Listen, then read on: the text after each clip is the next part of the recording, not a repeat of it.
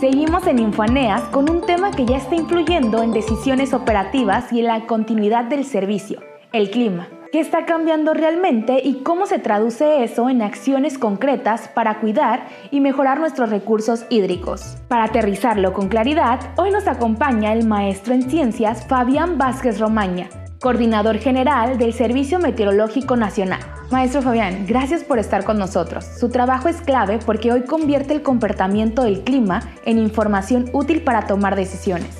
Y hoy queremos justamente eso, traducir el cambio climático a lo que vive el sector en la práctica, para anticiparnos mejor, proteger infraestructura y cuidar el agua. Para abrir, cuando hablamos del cambio climático en la vida real, ¿cuáles son las señales meteorológicas que más le preocupa por su impacto directo a los organismos operadores, sequías, lluvias extremas o huracanes? Bueno, la verdad es que las tres son muy importantes y algunas son complementarias entre sí. El cambio climático, recordemos que es a nivel planetario, se va comportando de manera diferente en lo que pasa en los polos y en lo que pasa en los trópicos. Sin embargo, lo que está haciendo es cambiar los patrones meteorológicos y climáticos que han ocurrido a lo largo de la historia y hacen que no necesariamente lo que ha pasado en el pasado se pueda volver a repetir. Entonces, hay eventos extremos. En general, la teoría más sencilla del cambio climático es que los eventos extremos cada vez van a ser más extremos. Es decir, si teníamos un periodo de sequía, la sequía pudiera ser más extrema. Si pudiéramos tener periodos de lluvias muy intensas, también podrían ocurrir estos episodios cada vez más exacerbados y además con una mayor frecuencia. Y esto incluye desde huracanes, tormentas tropicales, monzones, heladas, sequías, etc. Entonces, todos los eventos que se consideran como extremos cada vez pudieran ser más frecuentes y además pudieran ser cada vez más extremosos. En un escenario de sequía o lluvias por debajo de lo normal, ¿qué indicadores o productos del servicio meteorológico recomienda darle seguimiento de forma constante para anticipar y no reaccionar tarde? Bueno, hay diferentes productos meteorológicos y climatológicos que se deben de consultar en el servicio meteorológico. Primero tenemos que tener en cuenta las diferentes escalas.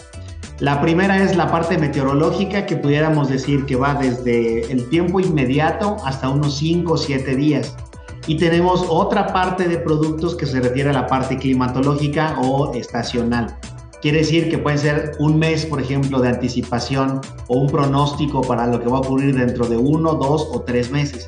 Entonces hay distintas escalas de tiempo. La primera que veíamos que son eventos de a corto plazo, que son los eventos meteorológicos, ahí podemos encontrar, por ejemplo, la parte de ciclones tropicales, la parte de lluvias generadas por un frente frío, la parte de lluvias extremosas como por ejemplo como una vaguada que se pudiera formar en el Golfo de México, ondas de calor por ejemplo, están todavía dentro de este límite de tiempo que entre 5 y 7 días nosotros podemos pronosticarlas de manera muy hábil y que además se están emitiendo constantemente actualizaciones de la información, porque recordemos que entre más nos alejamos en el periodo de pronóstico existe mayor incertidumbre. Entonces uno es monitorear lo que está pasando en corto y mediano plazo, 5 o 7 días, y la otra es hay que estar monitoreando climáticamente, el pronóstico climático. ¿Esto qué es? ¿Cómo va a estar la lluvia para dentro de 1, dentro de 2, dentro de 3 meses? ¿Cómo va a estar la temperatura mínima, la temperatura máxima?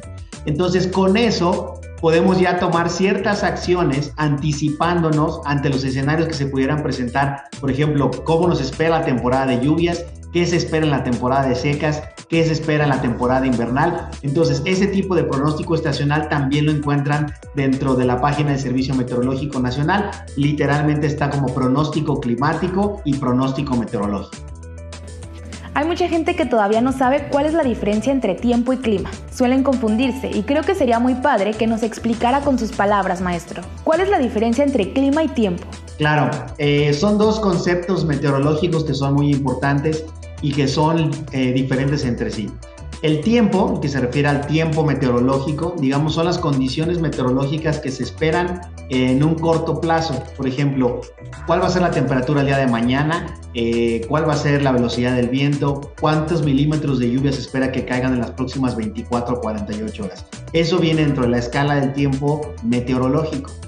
El clima, por el contrario, son condiciones que se dan a largo plazo. Generalmente están referidas a condiciones históricas de un lugar en específico. Es decir, es un lugar que es cálido, seco, con lluvias en verano. Eso es el clima de un lugar, pero no te estoy diciendo exactamente qué temperatura se espera o qué velocidad del viento o cuánto va a pronosticarse de lluvia, sino que quiere decir el clima es qué esperamos para una temporada invernal, para una temporada de lluvias, y son las condiciones promedio que tiene un lugar en específico y que con base en eso podemos hacer proyecciones a mediano y largo plazo de lo que esperamos para las condiciones climáticas de ese lugar. Cuando vienen eventos extremos, tormentas fuertes, ciclones o lluvias intensas, ¿cuál es la ventana realista de anticipación y qué acciones concretas se deben tomar para proteger la infraestructura de organismos operadores del agua? Ok, digamos que la ventana de tiempo que tenemos mayor certidumbre en el pronóstico son 72 horas, es decir, 3 días antes ya tenemos una certeza lo suficientemente buena como para que podamos prevenir si un evento va a ser extremoso como un huracán, como una lluvia extraordinaria, esto hablando de la escala de tiempo meteorológico. Sin embargo, para cuestiones que son fenómenos de largo plazo, es decir, no existe, por ejemplo, una sequía de una semana. Una sequía se viene conformando a través del tiempo por un déficit sistematizado en la precipitación o condiciones muy elevadas de temperatura que van haciendo que haya más evaporación y demás. Entonces, para tomar decisiones, por ejemplo, de disponibilidad de agua, lo que se hace generalmente es ver cómo está el monitor de sequía en México y con eso podemos decir, bueno, cuáles son las regiones que están siendo más áridas en una escala de tiempo bastante grande, como para tomar decisiones de que en esta zona en particular va a haber una menor disposición de agua para cualquiera de los usos que vaya a haber. Y aparte podemos checar complementando con el pronóstico meteorológico, es decir, se está pronosticando que haya una onda de calor durante los próximos 3 o 5 días. Bueno, entonces esas condiciones secas todavía se van a hacer mucho más intensas porque va a haber más evaporación por las temperaturas. Entonces los organismos operadores se tienen que concentrar en 2 eventos, digamos, principales. Uno es el exceso de lluvia y otro es el déficit de lluvia. Para el déficit de lluvia hay que considerar los volúmenes de lluvia o de precipitación que se puede tener para con base en eso poder determinar la disponibilidad del recurso hídrico que vamos a tener. Este es para el caso, digamos, del estiaje o de las temporadas secas. Ahora, para la temporada de lluvias, ahí sí tenemos que ver cómo se esperan los eventos extremosos, ya sean los huracanes, ya sean frente fríos, ya sea el paso de ondas tropicales, interacción de muchos sistemas. Por ejemplo, en octubre muchos sistemas meteorológicos interaccionan entre sí, que generan grandes acumulados de lluvia. Hay que saber cómo está la infiltración del suelo. Entonces los organismos operadores tienen que estar, digamos, al tanto siempre de estas 2 condiciones que son muy antagónicas, por así decirlo, pero que repercuten completamente en la manera en que tienen que planear sus actividades, no solamente a corto, sino a mediano y a largo plazo. Desde su experiencia, ¿qué es lo que más ha cambiado en la normalidad del clima? ¿Y cómo debería reflejarse en la planeación operativa del agua? No solo en emergencias, sino en el día a día. Ok, esto es muy importante porque uno de los, digamos, eventos meteorológicos que hemos visto que ha estado cambiando con mayor frecuencia es la intensidad de la lluvia. ¿Qué es la intensidad de la lluvia? Es cuántos milímetros de precipitación te caen en una hora en particular. ¿Qué está pasando con el cambio climático? Que a lo mejor puedes tener un lugar hipotético en el cual caen 1000 milímetros de precipitación al año. Entonces, ahora lo que está pasando es que probablemente esos 1000 milímetros de precipitación que caen en esa región en particular, ahora te caen en tan solo 3 o 4 meses.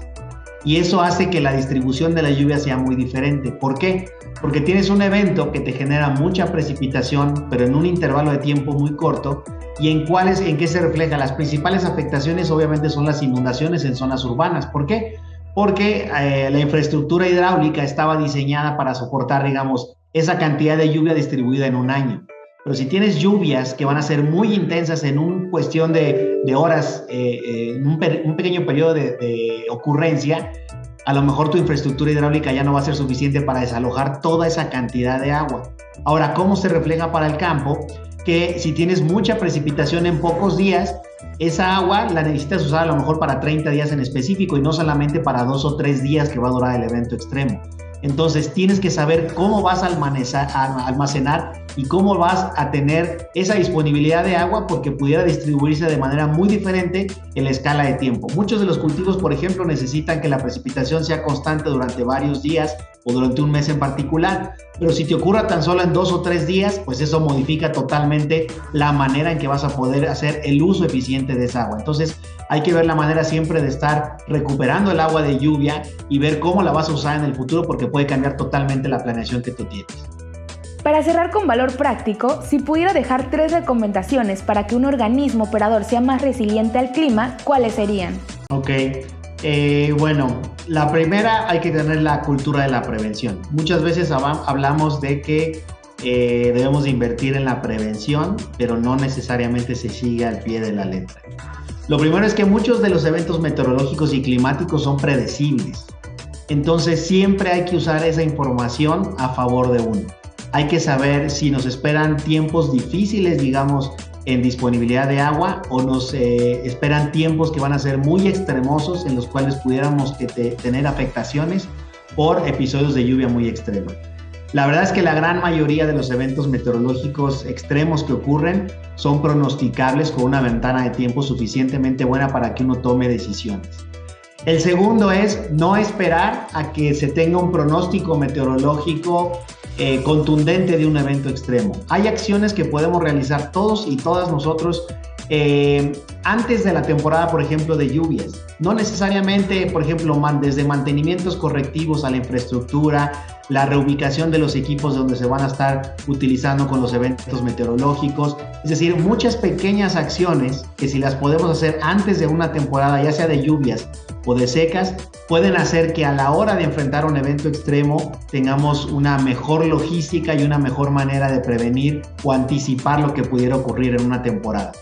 Y la tercera es siempre confiar en las fuentes meteorológicas confiables, oficiales, de gobierno.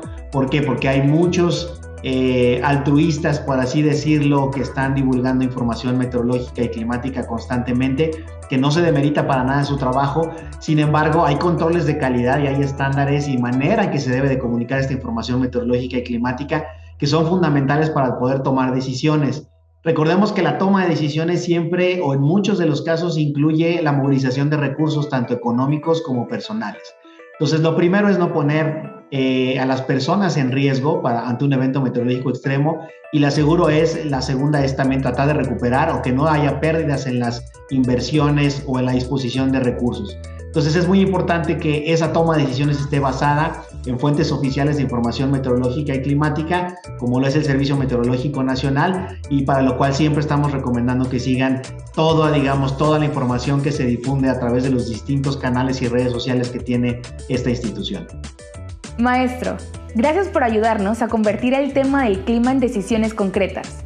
Nos quedamos con una idea muy clara: información oportuna, planes preventivos y coordinación para proteger infraestructura, sostener el servicio y cuidar el agua.